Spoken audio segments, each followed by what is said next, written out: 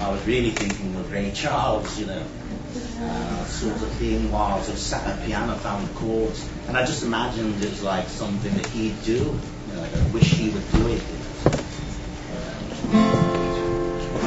Something in the way she knows. I don't remember how to play it. Anyway, I don't want to make more money for Michael Jackson.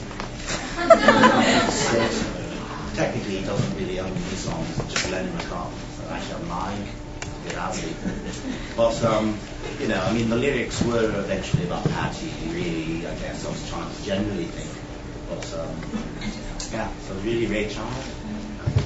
Okay, well, George, while you're here, I just want to say that you're my favorite Beatle. You're my favorite fan. Thank you. That's my favorite Beatle. Don't care. Now you're my second favorite fan. George, are you still bitter about the whole Patty Boy situation? I wasn't really bitter. He's talking about after the divorce, Patty, the first wife just mentioned, Eric Clapton, the best friend, had a thing for her and courted her. And he really felt badly about it, worse than I did. He felt like he said, George, you sure you don't mind, over and over. And thing was, by then I was cheating with Ringo's wife. Really loved her, and that's part of the reason why Patty and I broke up anyway. So it's all right. I love Eric. I always heard there was a lot of things that happened back behind the scenes in their personal lives, in all your personal lives. How did that affect performances and recordings and stuff like that? Oh, like anything, and we'll get to you next time. There was always like a bit of tension. Like anything, after you do it for a while, it like George had said earlier, it becomes a drag. Trying to just be a Beatle was a job in itself. I guess someone like Lady Gaga probably deals with that. She's gonna love it. Let her do that for 10 years and see how she likes it. She'll probably love it anyway.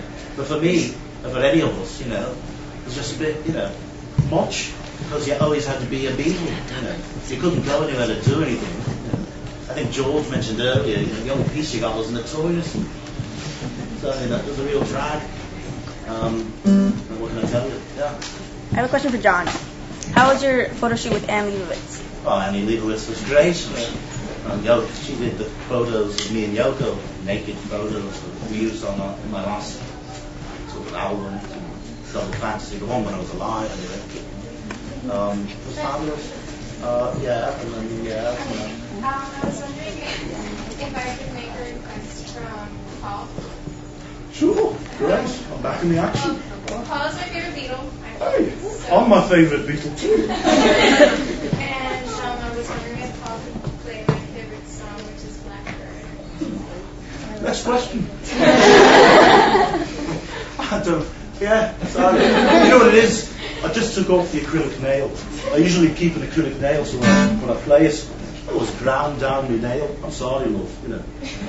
Sorry, we got time. Did Ono really was the one behind breaking up the Beatles? A bit easy to say that, but well, sort of, but not really. Sort of. She did, but not well. She did. Shut up, Paul. I'll handle this. Everyone says that, but the truth is, we were going all different directions. Like she said. I think I'm being called to the office. Oh, anyway, no. It's a bit simple. She did, go with me everywhere, and I think that caused tension. To be realistic about it, I loved Yoko, and I fell in love with Yoko Ono. So as I have a left and right arm, I have Yoko. So, Ringo once came up to me and said, what's this then, having her in the studio? Because there was ever only 4 of us in the studio, and then all of a sudden, Yoko's always there, telling me how to tune the drum kit.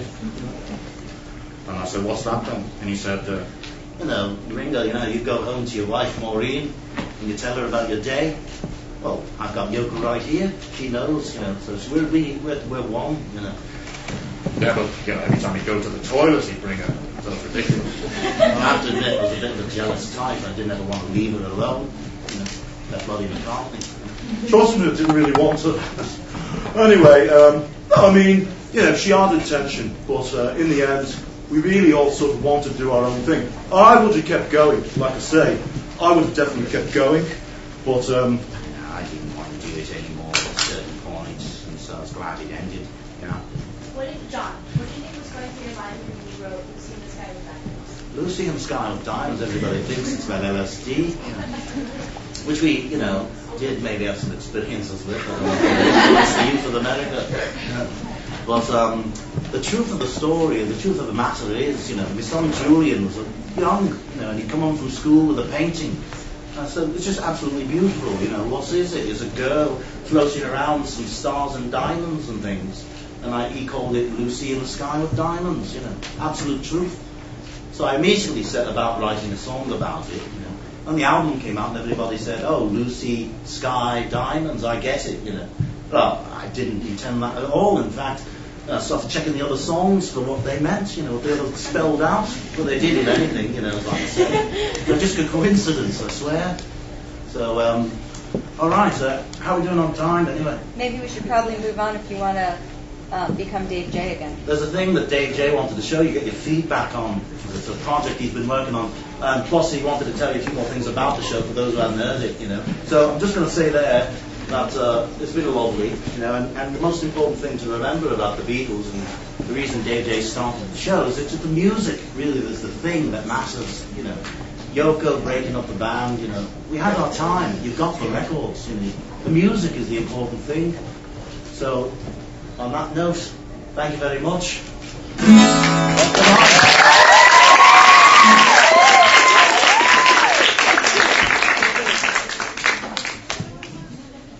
Hey, let's hear it for them. All right. so for those who hadn't been here before, He's a redhead! Yeah! It's a recessive gene. What's that? Oh, Jen, I saw that South Park episode. I don't have freckles, so I did as a kid, though. Anyway. So just in short, the reason I came up with the one-man show was because, as a kid, I always loved the arts. I started writing songs as a 9-year-old and always loved the Beatles and the Monkees and pop rock music like that. And I was always interested in character acting. I went to school with Miss Kay. I grew up basically with Miss Kay here. And so by the time I got to high school, I was doing morning announcements and doing all the plays and impressions and things. And Miss Kay was playing in the pit in those plays, as a matter of fact, as I recall. So, Playing flute in the pit. Playing the flute. Orchestra. Oh, yeah. So basically, over the years I've been going on auditions and things like that and working at a regular job. And then I read an article that kind of changed my perspective. It said, you can keep going on auditions, but maybe you should come up with something of your own to showcase your own creative strengths, like a one-person show, for example, that, and I love writing songs, and I love playing music, and I love doing characters, and I ended up workshopping this basic idea where I thought I would just be doing John Lennon in a show, and it turned out over the course of a year workshopping it, I discovered that I could not only do all 4 Beatles, but switch between them very quickly. It was a very good class in New York City, where I'm from, where I'm coming from, as Miss Kay said. I'm not used to that.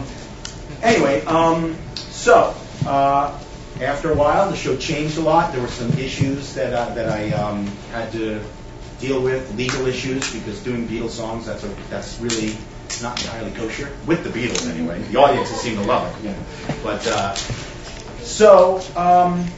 anyway, you can find out more about my show on my website, davejay.com. That's davejay.com. davejay. Anyway, we can get that for you later. But you can see clips from the actual show where I'm in full costume, and I guess I can kind of leave that at that, unless there's anything else I left out. No, I think if you want to move on to your new Move on to stuff. the next thing. Because there were legal issues, and I didn't quite know, like 1, 2, 10, 5, and that maybe I could eventually, God willing, I should get something out of it beyond just interstitials, because that's what you hope for. You hope that they'll, number one, pick up these interstitial programmings and air them, and then like them so much, which is even rarer, that they might say, we'd like to do a series of these things. Because I thought biography channel for kids, or it's kind of a Saturday Night Live meets Schoolhouse Rock. You know Schoolhouse Rock? Yeah. Yeah, we grew up on those things. It's the best. Great. Anybody else have a thought or a question or anything? Would you ever do girls or you would just do men? Oh, yeah,